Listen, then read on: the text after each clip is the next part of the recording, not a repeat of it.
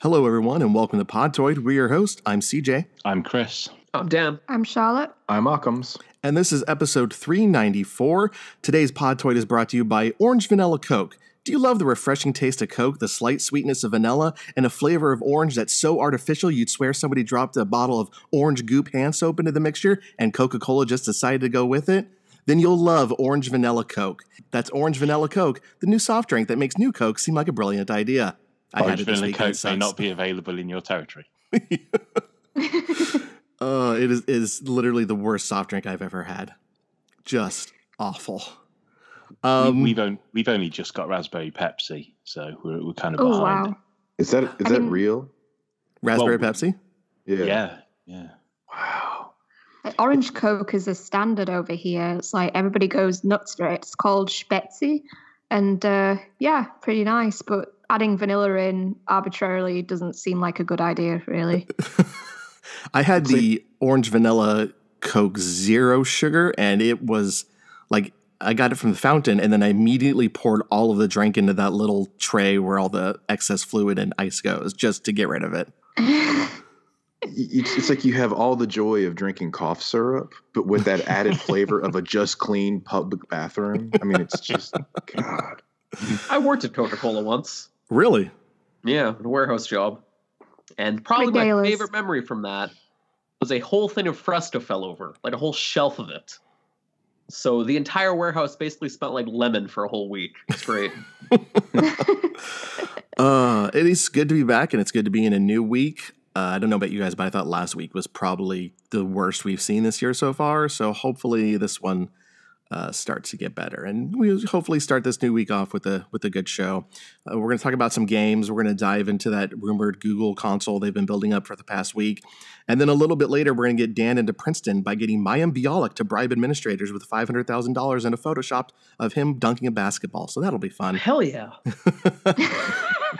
But before we get into any of that, I'd like to start today's show with some food news. I love food, if my waistline is any indication, and I'm always looking for new eats. I'm a bit of a foodie. I have had every item on the McValue menu.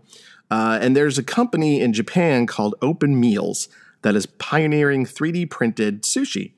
Last year at South by Southwest, the company unveiled its 3D sushi printer that prints little sushi cubes made of edible gel. And they're really delicious and cute. It's like trying to eat an unevolved Pokemon. It's just that adorable.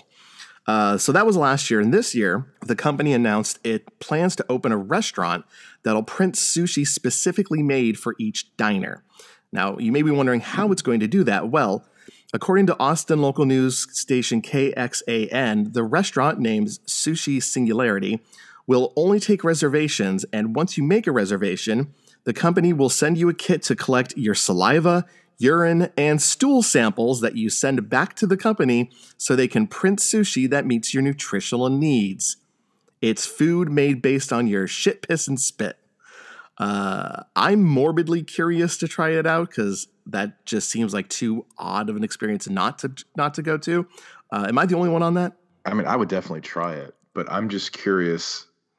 I guess that they just look at your vitamin levels and different riboflavin. That's just a word I don't think that would be in the conversation.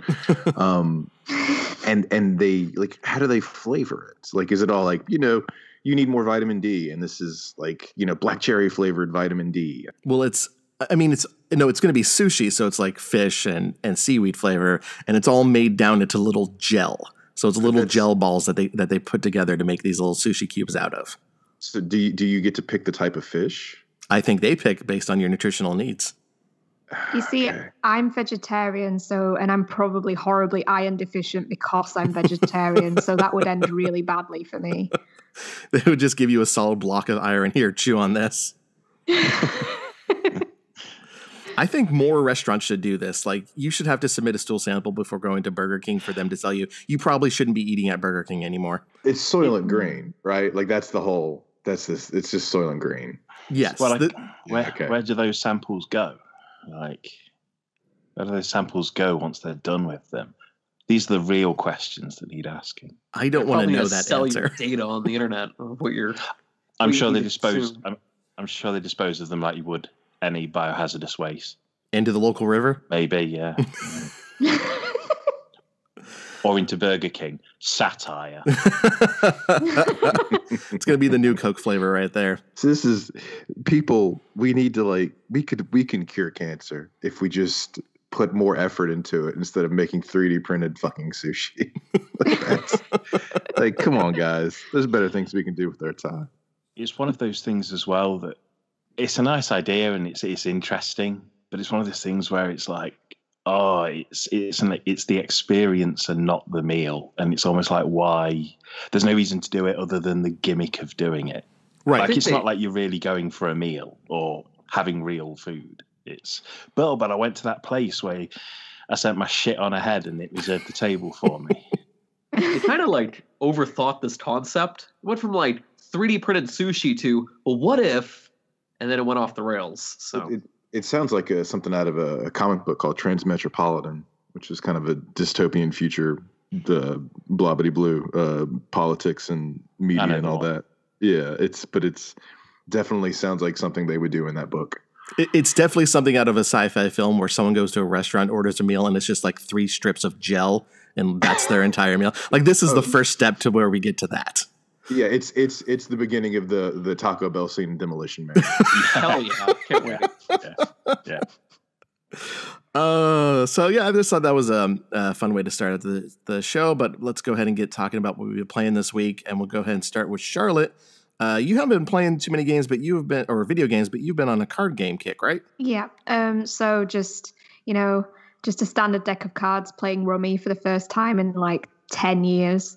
But also playing a game called The Game, and it's not the whole, oh, you lost the game because you said the game. It's something else. So you have a card that's 2 cards that say 100 on them and 2 cards that say 1 on them, and you've got to create 4 piles out of the rest of the cards, which are numbered 1 to 100. And you can only with the 100 cards, you can only go down, and with the 1 cards, you can only go up. And basically, you can only keep going up. So if you run out of cards before you've placed, if you can't place any more cards down, then it's game over. You're basically playing against the game, trying to place all of the cards down in these piles. And as soon as you place on a 1, if you're starting off with a 1 card and you have to go up, if you placed a 13 down, you then can't place anything lower. You have to keep going up. So if you're not careful with the cards in your hand, you can block yourself and then you're stuck and then you end up losing the game if you can't put anything down. But there are little tricks to it. You can put a card down, say if your row is going up, you can put a card down that is 10 lower. So you can create space for yourself by going back on yourself as long as the card is 10 less than the one you put down before. So there are little tricks to it so that it's not just placing down cards in a row. There are it's kind of hard to describe, but Google The Game card game, and it's a really, really neat game. I would definitely recommend it. And we won the game this weekend, but you can play it over and over again. So I'm sure we'll try to win the game several times in the future again. I love card games where you play against the game itself. Yeah, this is the ultimate version of that. It's literally the game, and the idea is that the game is awful and you have to play against it. So it's a really fun, and you can also play it by yourself. You don't have to play it with other people, which is always a plus because I'm a loner. So all right. For my part, I've just started playing The Princess Guide. It's the new NIS action strategy RPG. It comes out, I think, at the end of the month. I can't really talk too much about it because the review embargo is Tuesday or so. But it's an odd game. There's a lot going on in it, and it's all the action is in short spurts. And basically the concept is you play this kind of seasoned warrior who's also an author of several books about fighting and killing your enemies, who after a battle decides to go into mentoring and mentors these 4 different princesses from 4 different kingdoms, helping them become warriors to lead their lands. And the the gimmick of the game is that you can scold or praise each of the princess during each of the missions. And you can do this, I think, up to 3 times. And depending on what you do, there's a different reaction. So if they're low on health and you praise them, they'll get a lot more health, which is one of the only ways, one of like 2 ways to regain your health when you're in the missions. Or if there's a bunch of enemies and you scold them, they'll suddenly become a lot more powerful and can take them down really, really easily. It's an interesting combination because there's so much happening at once and there's so much you have to focus on that it's easy to get lost. And I've had like 4 or 5 missions that I failed because I was just trying to figure out what the hell I'm supposed to be doing here, or I didn't have a good handle on praising and scolding them appropriately. But it's kind of one of those standard NIS America games that it's just going to be a one and done. It's an interesting experiment, and I'm really interested to see how it plays all out in the end. It's not going to be for everyone, but it's from the same people who did Penny Punching Princess last year, and so people who like that one may find something to enjoy in this. And now, as I say it, this game may not be for everyone is one of the most empty statements possible to make about a game. And yet I still see it all the time. I didn't know from that statement whether you were like, whether that was like reading between the lines stuff. I didn't know whether you meant, like, I haven't looked at this game yet. Is this basically like a harem game? No. It's not like, what's it called? Is it Criminal Girls? No, it's not like Criminal Girls. As of yet, I have yet to see 2 naked girls with their breasts pushed against each other like you would see in that game. That's kind of when you said it's not for everyone. I kind of thought that was like a thinly veiled version of you saying it was one of those games. That's kind of no. I mean, that might help it sell better, but no. That's unfortunately scolding is just you select scold and then like, oh darn, and then they get more powerful. Okay. So not like you're whipping them in punishment. Okay. But yeah, it's interesting, and I don't know. I think I've previewed and played better NIS games this year. This one. We'll see. I haven't beat it just quite yet, so we'll see how it is at the end. But Chris, let's go to you. You've been diving into Hollow Knight? Yeah, I'm late. I'm very late. I playing it for the second time, as in like I abandoned it first time around. I gave it a go last year because I've been meaning to get to it for ages because of all the praise that's heaped upon it, and I kind of wasn't really feeling it. And I put about 5 hours in, and then bailed on it. And then I decided to start again because I'm in such a rut with video games at the moment, and I just don't know what to play. So it's the second time I've played it, and I'm enjoying it more this time around.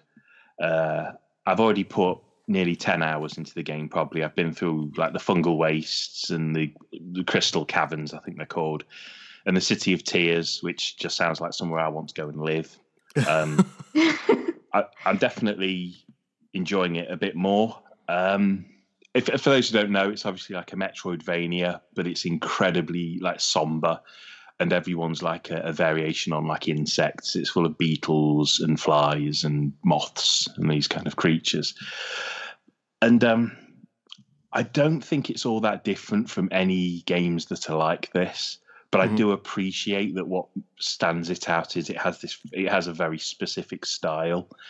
It's an incredibly like grim and sad game. I think sad is like a really good way of describing it. Everyone just seems so unhappy, and it's all just blues and blacks. And it's got a great look and it's got a great style, and it's also got a weird like kind of cuteness to it, even though everything's kind of morbid looking, to the point that like I kind of feel bad killing the enemies in it because everything just seems so unhappy to exist in that game. So it's like you're putting them out of their misery. Well, I guess like even though that they're your enemies and they're trying to get you, the sounds they make and stuff like that, you almost feel like you're the monster for taking them out. And I don't send me shitloads of emails like after that fucking Monster Hunter preview I did a couple of years ago. But sometimes like I still fucking hear about that, Like every now and again there'll be like a random Twitter that's just like, Look what this guy's got to say about Monster Hunter World 7 months before it came out. But I can see why everyone loves Hollow Knight so much. I don't think it really reinvents the wheel of that genre. Like, all the skills you unlock are still like double jump, wall climb, dash, like all the ones you expect. Mm-hmm. But it's definitely a world to get lost in, even if it doesn't really put a smile on your face. But it's got great art and it plays well. Music's beautiful. Some of the characters are really cool, even though they don't talk so much. You find yourself getting attached to them. But of course, like everyone listening knows all this because you all fucking played it 2 years ago. So yeah, I've never played it, Chris. Sorry, I've never played it. Yeah, I never played it. So the sad thing is, Chris is the only one in the show who's played it. I'm absolutely terrible at playing things on time. Like I play stuff years after it's come out a lot of the time. So I've been waiting for a physical edition. So whenever that Fangamer one gets released, I'm gonna, or I should probably pre-order that. I think there's something really funny because that collector's edition, I might be wrong, but I'm pretty sure there's like a Funko Pop of the main character in it, and that character, more so than any other character in the world, looks like a Funko Pop. But that still doesn't mean you should fucking buy it. Like, oh god, Funko Pops are like taking over everything. Like every time I go home, like back to England, and I go into like Game or HMV, it's like they've taken up even more floor space. It's like they're sort of invading. It's crazy. It's funny you use the word taking over because they are a virus. So yeah.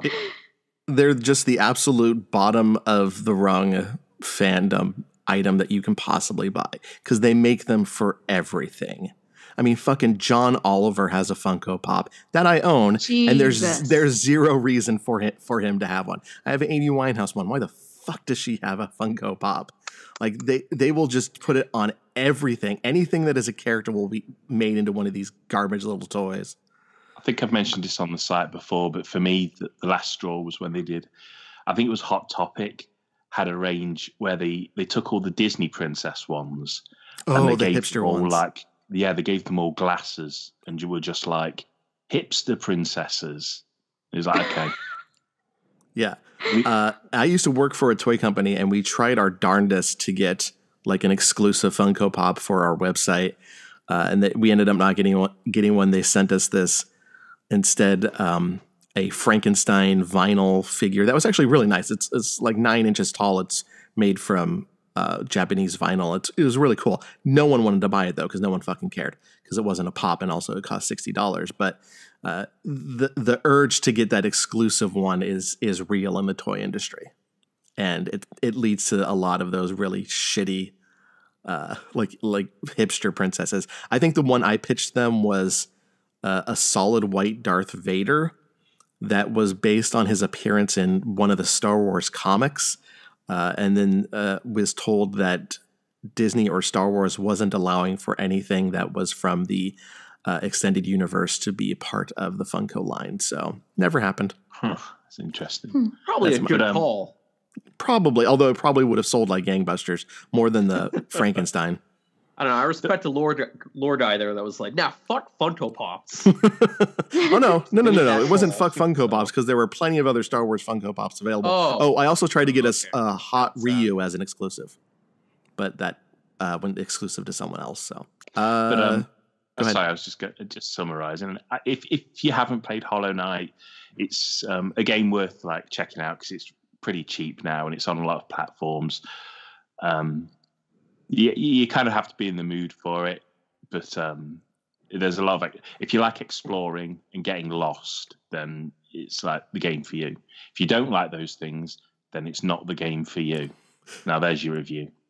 Simple enough. Are you looking forward to the sequel? I am, because the sequel's based around a character I really like from that. It's based around that Hornet character who's like, they do the thing that you should always do with characters to keep them cool, and that's just don't show them very often. Have them turn up and keep that mystique. And then, so I'll probably play that game and be like, oh, they've ruined it now because I don't think about the character. But I am looking forward to it because it's focused around this darting creature with a needle. So right. Yeah, very cool. I'm sure the rest of us will get to it, I don't know, in 2025. Whenever we get around to playing. There's going to be no planet in 2025, CJ. Occams, let's go to you. You got your Devil May Cry and Gamefly, right? Yeah. I'm on mission 9 now, so that's fun. It's so stupid and fun and just I love this series. It's kind of the best cartoon I would have adored when I was 15 and like Hell yeah. sponsored by Hot Topic, but with like a little bit more going for it. I'm currently trying to figure out how to do combat without seeming like I'm having a seizure every time I start getting into it. I'm playing as V and kind of going back and working on those combos, and halfway through the boss battles, like my arm is killing me. I feel like I'm back in high school on a Saturday night. It's real unfortunate. But it's a really good time. It's a fun, dumb game. There's a lot of love there. The enemy design is great. Like I can't wait for them to put out an art book for this because the creature design is top with the collector edition and all that stuff. No, was it on eBay? Was it an art book or was it like a booklet? Art book. Nice. Okay, I'll have to keep an eye out for that. And you're a mission away, by the way, from playing as Dante. So that's just going one step further. Yeah, I look forward to it. And it's been a good time. And I wasn't sure about V at first because the idea of having like your character and then he sort of just controls pets, as much as I love that kind of character, I wasn't sure if how it would work for me because I'm used to playing the other games. I'm so used to just like being right up in front in combat. But I really like it. It's interesting to sort of like plan out your combos from far away while also trying to dodge. The only thing I'm having trouble with right now is you have to hold down R1 to stay locked on, and that's kind of where my arm starts cramping up because it's holding this one position for a while. So I kind of wish you could just like lock on and then do something else, but other than that, it's been a wonderful game, and it'll be a very nice time until Sekiro comes out. I always like it when you have something in a game or a movie or a TV show or something that you're not quite sure of that ends up being absolutely wonderful, which is what the vibe I've gotten from people who have played the game. They say V has more than met their expectations or completely overwhelmed. Not overwhelm them, but beat whatever expectations they had for him. Yeah, it's one of those things. I was, I guess, halfway through the second mission you play with him, and it just sort of clicked. And I was thinking, like, they got it right. They really like. And I can only imagine with the series of Devil May Cry, the combat is so highly esteemed, and people love it so much that for them to create this character, and it was kind of a ballsy move to me to like, okay, well, he's this kind of weak dude, but he summons stuff that can kick ass, but you got to kind of control it from far away. Like that was a risk, I think, instead of just making another sword guy or gun girl or whatever. It's brilliant. Maybe a little strong word, but I thought it was really fucking smart and a hell of a lot of fun. People always really liked Dante's combat. So it was always a huge risk to be like, well, here's a new character. Because that's what happened with Nero. Devil May Cry 4. People didn't really like Nero because he wasn't as great as to play. And I think why Devil May Cry 5 is so good is because of the fact all three characters are incredible. So it's a huge feat in my opinion. And I do like with Nero his different hands. I'm currently in love with the Rawhide hand, which is like this laser whip thing that he just sort of flash dances around and it fucks everyone up. The only other problem I have with that is you can't switch between them freely, and I'm sure there's a reason for that, but I haven't quite figured it out. But the design of them is great, and I love whenever you're Nico, I think's her name, the kind of a hipster hillbilly mechanic lady. When she puts the new arm on the table, I just love looking at the design because again, that just supremely good design. Very nice. Dan, we're going to wrap up with you. You've been playing The Division 2, and our review for this just went up on Saturday, and I think Chris gave it an 8.5, and a lot of people are saying it's a lot better than the first one. I would agree. I've only dabbled very briefly in the first one, so I can't really fully say, but The Division 2 feels like content and feature rich. Mm-hmm. Like the Division 1 initially started off pretty bare bones, and then by the end it was fully fleshed out, and people really loved it. And this feels like sort of the end-tier content that you would see in the Division 1, just fully transferred over to 2. set within a new setting with some additional new stuff. Like, it feels like a actual sequel to a looter shooter in the sense all the mechanics are there from the previous game you liked, plus some new stuff and the promise of more stuff on the horizon. So in that aspect, it's a great sequel. And just running around, Washington, D.C., the ruins stuff, all that's been pretty fun. I'm not too far in. I'd say I'm a little over 10 hours in. I'm level 16 at the moment because I've just been swamped in video games and videos. So I'd say they probably expect the video version of the review. I'd say maybe by the weekend or early next, or I don't know, I should say early, mid to late next week, maybe Thursday I'll aim for. How's the look of the game? Because I've been seeing some screenshots of it that just have been a little bit jaw-dropping with how beautiful they have rendered a post-apocalyptic, or maybe not post-apocalyptic, but a war-torn a war-torn Washington, D.C. It's pretty good. There are things that I'm kind of weirded out by. Like, the UI is identical to the first game. Mm-hmm. So if you go into like an interior area and you showed me 2 screenshots from the Division 1 and 2, I probably couldn't tell you which was which. But yeah, it's a great looking game. It's very dense. There's piles of trash piled up on the side of buildings. There's dogs and raccoons running around. It's birds flying everywhere. It's a great looking game, especially on PC. It's 60 FPS. It's good looking stuff. Bags of trash lying around on the ground was basically Washington, D.C. during the government shutdown. So maybe they just took pictures of that and put it in the game. Yeah, basically. They took that to a whole new level with guns now as well. The game has a notable on-the-nose approach to like weapons in the U.S. Like, it literally opens with, "Did your neighbor have a gun?" kind of stuff. It's just oh Jesus. Something. I've heard that, yeah.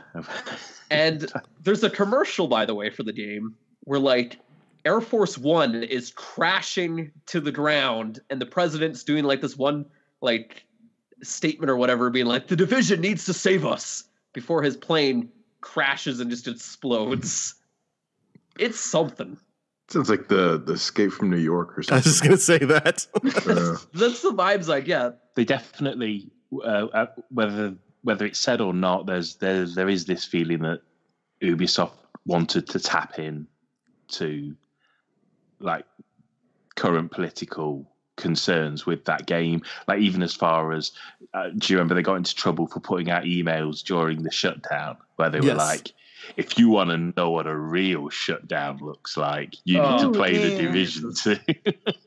Yeah, they're really on the nose with the stuff and the gun culture, and it's just like the whole concept of this game is, all right, this disease was transferred around through money, some sort of smallpox variant that was basically put on bills, and it killed off a bunch of people. And now the people with guns are in charge, and now there's gangs with guns, and you are fighting off those gangs. That's it, basically. And there's piles of trash everywhere. God, that is an NRA wet dream right there. Yeah, really. This game really is that. You are listening to Podtoid. That is it for games, but we have some headlines to cover. It is time for the news. And today, the news segment is brought to you by Orange Vanilla Coke. Have you ever bought a bag of oranges at the grocery store only to get home and find that hidden in the middle of the bag is a rotting, disgusting, molding, seeping orange? Well, good news. The fine folks at Coca-Cola slapped some vanilla on it and turned that into Orange Vanilla Coke. That's Orange Vanilla Coke. It's punishment for your taste buds. Not a whole lot happened this week in terms of gaming. Most of the news, as we just said at the beginning of the show, was horrific and not centered around the medium that we love. But we do have some stories to cover, and we're going to go ahead and start with Apex Legends. The Battle Royale shooter from Respawn and EA is arguably the biggest success story of the year. And last week we found out just why it was able to blow up as big as it did. We've known since launch that EA focused on streamers and influencers to spread word of the game, and that strategy worked. Millions of people, approximately 50 million people, have downloaded and played the game, and the first battle pass is right around the corner. That will hopefully start making EA some of the money back on its investment. It's also going to need to recoup an estimated $1 million it paid Fortnite streamer Ninja to switch over to the game for his 13 million Twitch followers. Another streamer by the name of Shroud, who has 6 million Twitch followers, was also paid, although it's unclear how much he got or they got. That's like a lot of money to pay, but like I said, it's clearly worked because everyone I know has at least tried this game out. and most people seem to very much enjoy it. So $1 million to one person may seem like a lot, but it kind of just seems like that was money that was smartly spent. Yeah, I guess for me, I was surprised at the kind of sticker shock folks had of that he was paid that much. It didn't. I don't. Same. That's not. I mean, I guess to me, it doesn't seem uncommon. Like it's very much I mean, this YouTube influencer, Twitch influencer, whatever. That's a thing now, and we can harp on it or fight against it or think it's bullshit, but it really frankly doesn't matter. I mean, they clearly have a huge influence. And so you said Ninja has 13 million followers? Yes, 13 million Twitch followers, and I don't know how many Twitter followers that he also tweeted the game out to. Sure. Let's just like 16 million total, right? And for $1 million, I mean, if you look at like the per follower, like the number of eyes on that's, I mean, I'm sure that was a deal for them. And, $1 million seems amazing to us, but no, it made perfect sense to me. And I wasn't surprised at that at all. I'm not surprised, but I was seeing a lot of backlash from games journalists about this because we're constantly like, we're in a period right now where games journalists are increasingly getting criticism for not being impartial. And when you see somebody getting this much money to talk about a game and people are not questioning as much as they question video game journalists, whether they're impartial, and we're constantly fighting against people saying that we have a duty and, such and such, it can get kind of frustrating. And also, it reminds me of a time when I got a comment on something I wrote. I can't remember who it was for.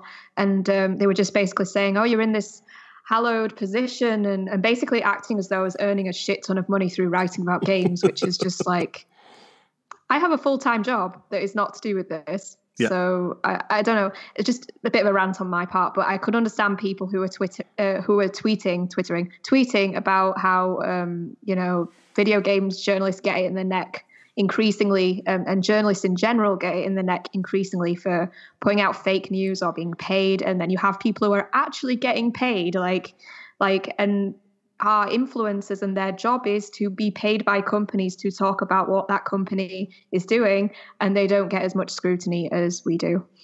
Well, I guess I don't understand why anyone would be upset about him getting paid for that. I mean, he's a guy that plays video games for a living, and he's not a journalist. He's like, I'm going to play this game, and I think it's kind of cool. And I was paid to do it.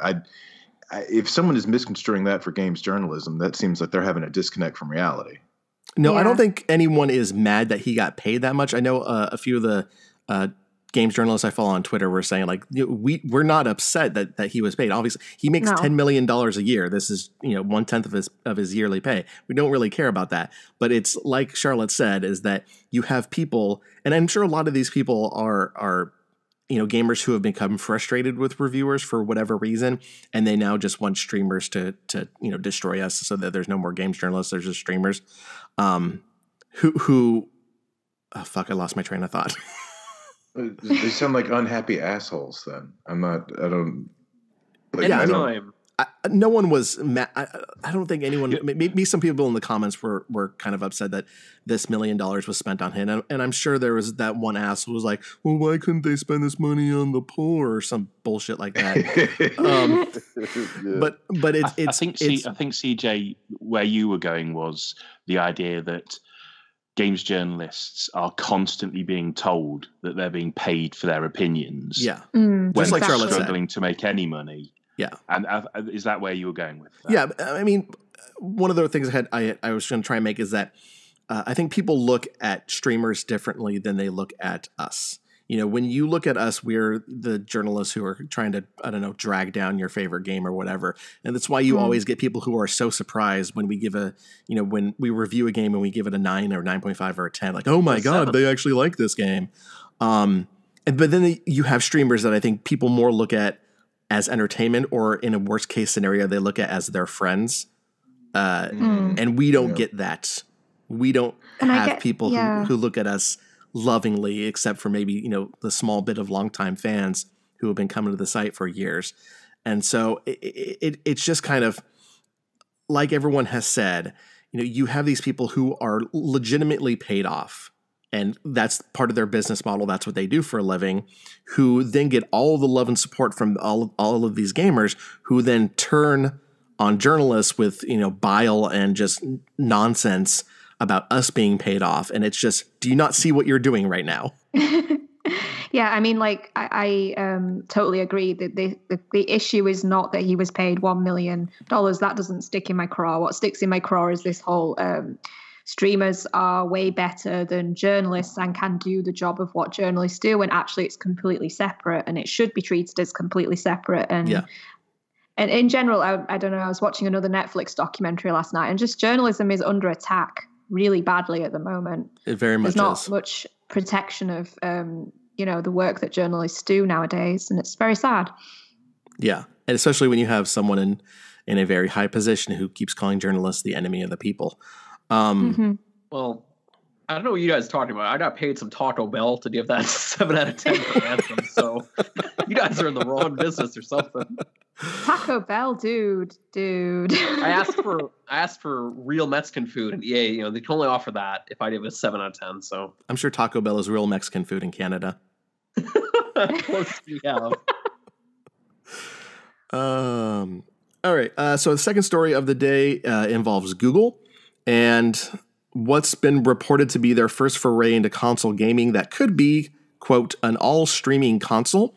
Earlier this year, Google tested out Project Stream with Assassin's Creed Odyssey, and according to our own Peter Glogowski, it was a success. I've actually read a lot of places that they're like, this is a really good streaming technology. On Tuesday, tomorrow, or if you're listening to this yesterday or the day before, whenever you're listening to it, Google will be holding what is easily the most anticipated presentation of the show at GDC, where all signs point to it getting involved in the console market with Google Yeti, the code name for their project. Last week, it was announced Assassin's Creed producer Jade Raymond has joined the company as VP, and that Ubisoft and id Software will be joining Google for a developer sessions after its keynote address. Uncharted director Amy Hennig will also be part of a Google-sponsored panel, as will a representative from Crystal Dynamics. A lot is unknown, but rumors are leaning towards Google introducing a streaming service similar to Netflix or Amazon Prime, but for games. It's not the only company working on this technology. Microsoft recently announced xCloud. EA has Project Atlas. Valve is reformatting Steam Link to be a streaming app, and both Nintendo and Amazon have hinted that they're looking into the tech. As you know, Capcom and Ubisoft offered streaming games on the Switch already in Japan. I think some people tried to play them in the US and they said that the connection wasn't that great, but maybe it's better in Japan. There is a hardware aspect of the project that seems to revolve around Chromecast. Last week, we got a look at an old controller Google patented that may or may not actually be the final design for the controller. Google is also said to be heavily investing in game development, which is where Jade Raymond might end up. Whatever happens, Google is clearly going to be the big news at a GDC this year, and I'm interested to see what the reaction will be.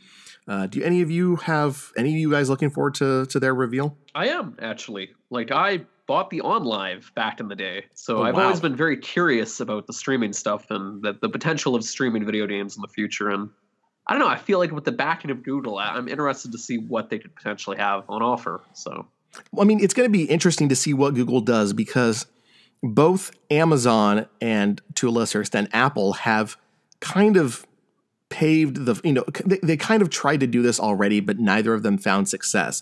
Apple had Apple TV about 3 or 4 years ago, added the ability to play games on it, but they never released a dedicated controller for it. Like, you just had to use the Apple TV controller, which does not make for a good gaming controller. I tried it.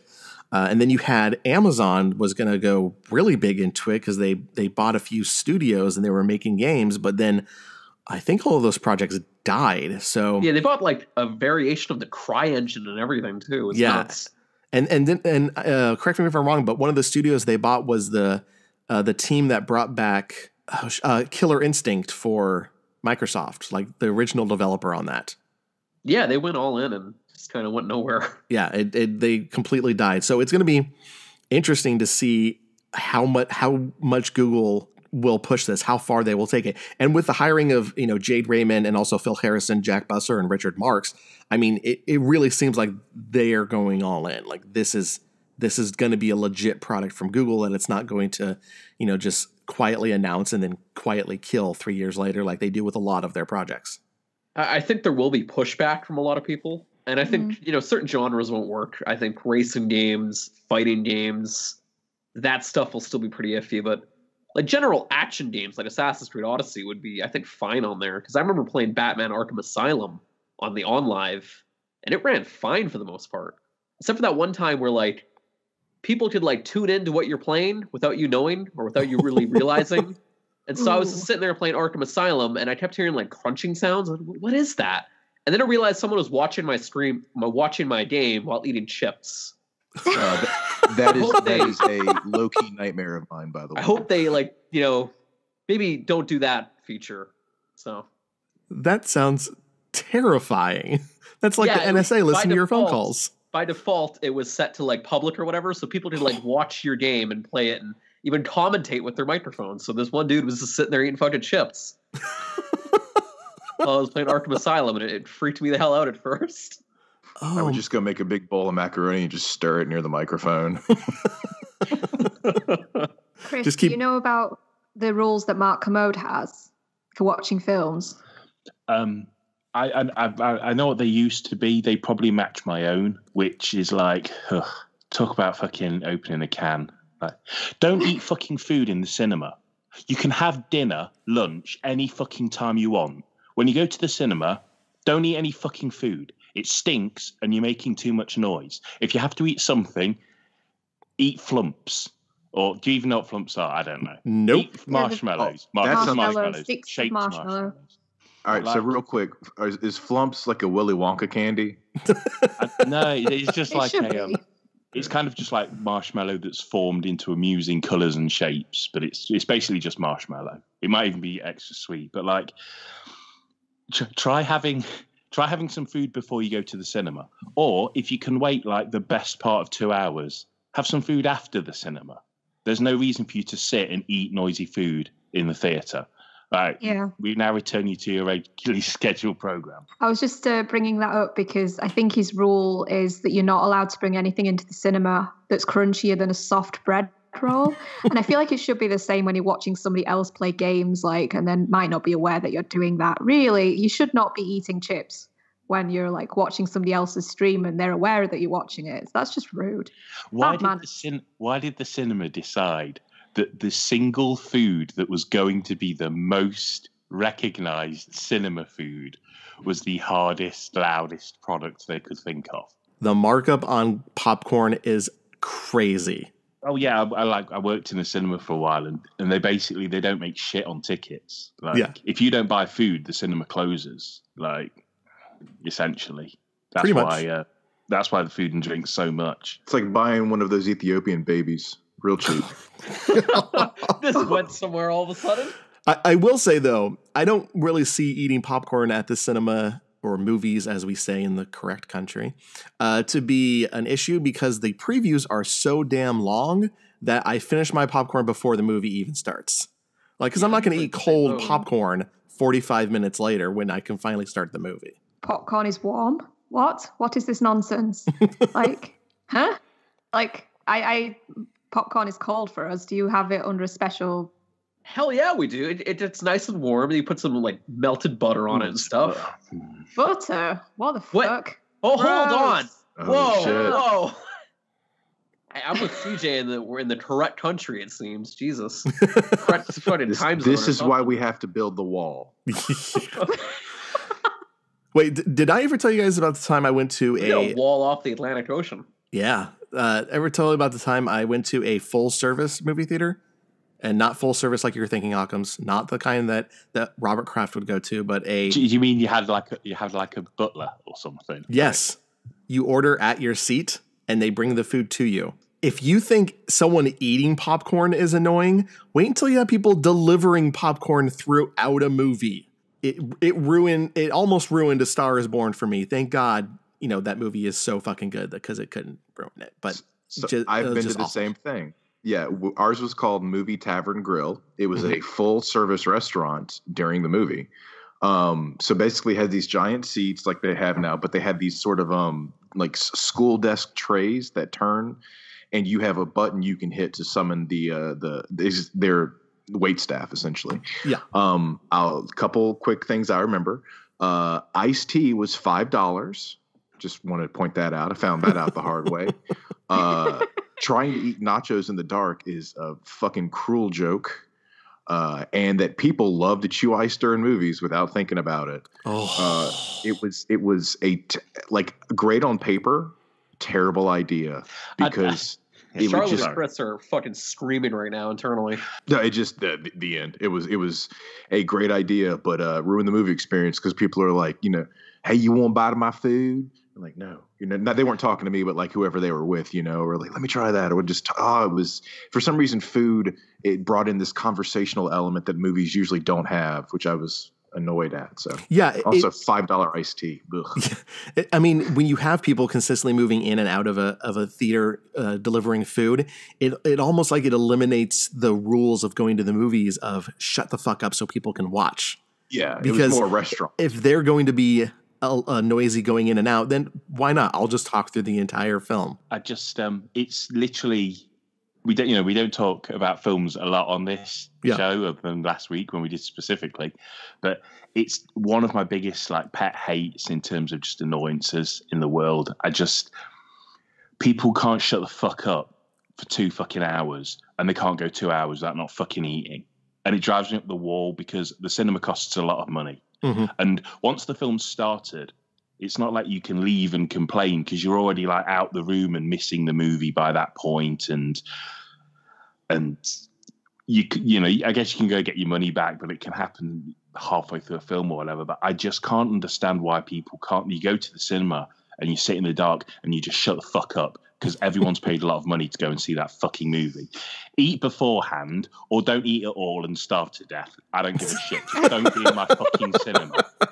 And basically everyone should eat nachos right next to Chris. Yeah. They do. They fucking do. And they put chili on them. They put chili on them so it stinks as well. The thing with what Occam's was describing is that's kind of like a gimmick. So it's almost like, well, at least I'm aware I'm going to this place where they're going to be serving a lot of food. So whilst it's almost like if you want to eat food, go to one of those theatres because that theatre is there for all your eating and talking needs. But I think the Alamo Drafthouse cinemas have real zero tolerance policies on some of this stuff. I'm not sure because we don't have them here. Yeah, they do. Yeah, because we don't have any here, not even one. But I seem militant about it, but that's just because I think the cinema is expensive. A lot of people can't have that kind of experience with that screen and that sound at home. Mm-hmm. They pay their money. They have to sit through all the adverts, even though they've paid a lot of money. They still have to get through the previews. And then they've just got people who are so inconsiderate that they're just going to make a load of noise all the way through the movie. And that is why I'm not interested in Google's new console. Same here. Bring that back. By the way, that controller, oof. I hope that was just some crappy concept that they're disregarding. I think that looks like it was stillborn. That thing, remember when Scion sold cars that looked like cubes? That controller was the controller version of that car. Just this weird square boxy thing that you're not going to want to hold for a long period of time. It's like somebody at Google has no idea what a controller looks like. And so the first controller they saw on Google Images was like the PlayStation 3 fucking boomerang thing. And we're like, yeah, we can adapt this. Aziz Ansari had a bit about the cube that said it looked like a Scion with AIDS.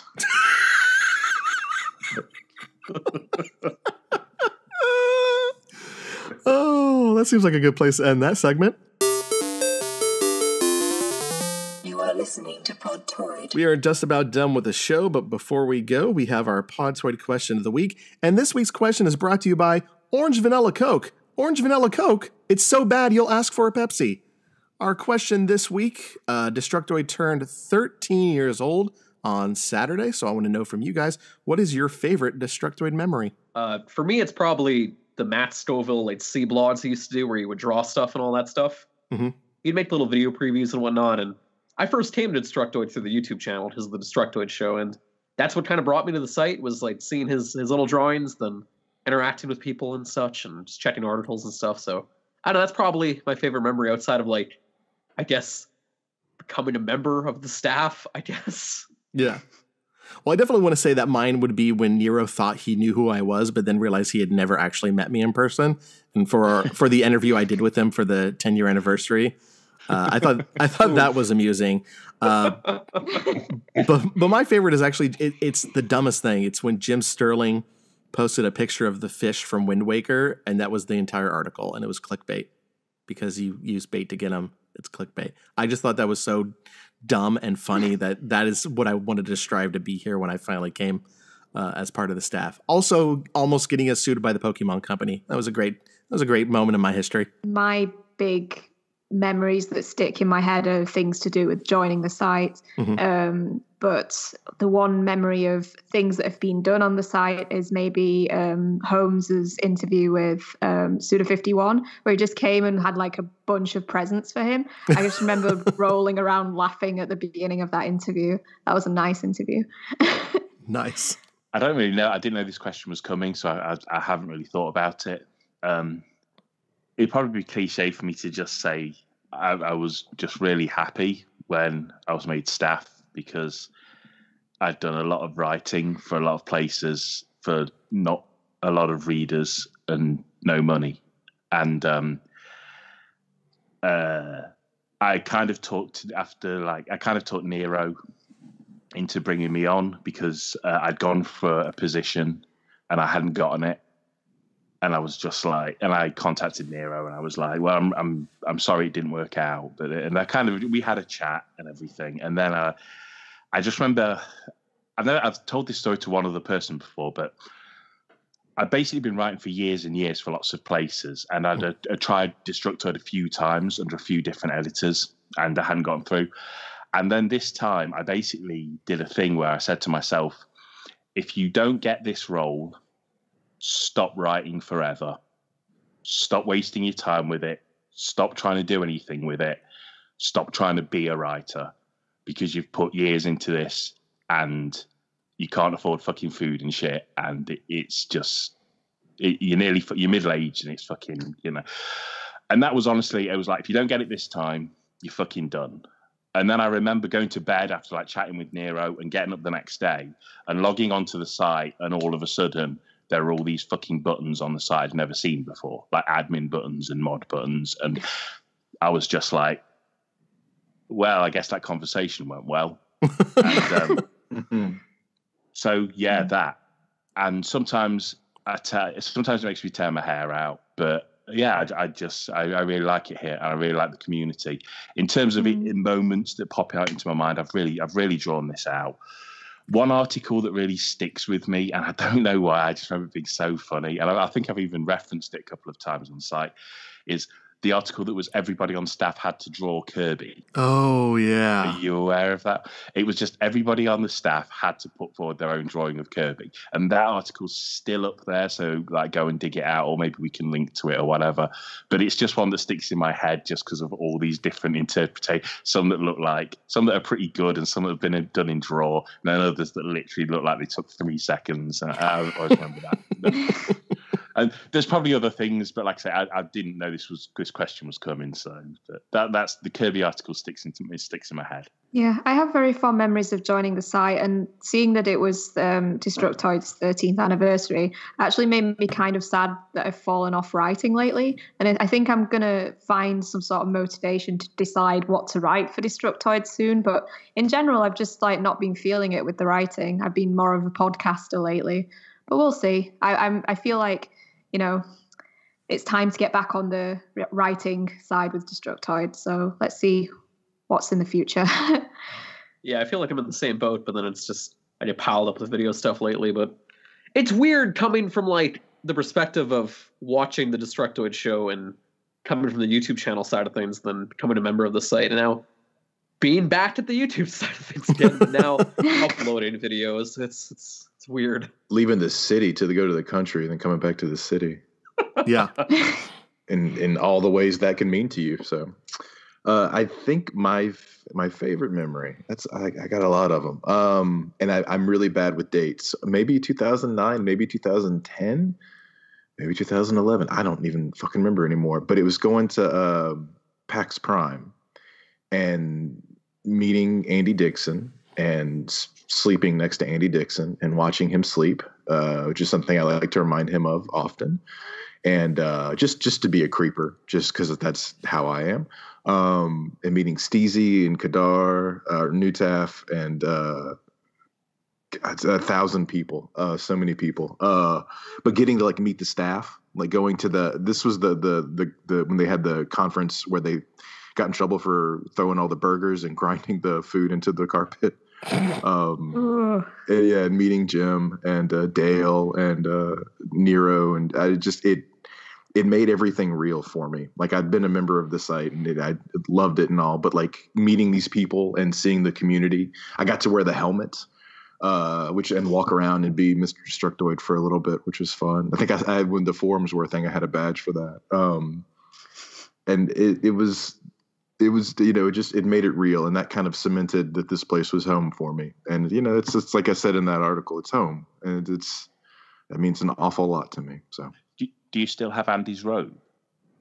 No, I wish. I have a little bit of it, but it's threadbare because I've used it in a lot of tantric stuff. So it's like the piece has gotten smaller and smaller. So. All right, that is it for our show. On behalf of Chris, Charlotte, Dan, and Occams, and myself, thank you for listening, and tune in next week for an all-new episode of Podtoid.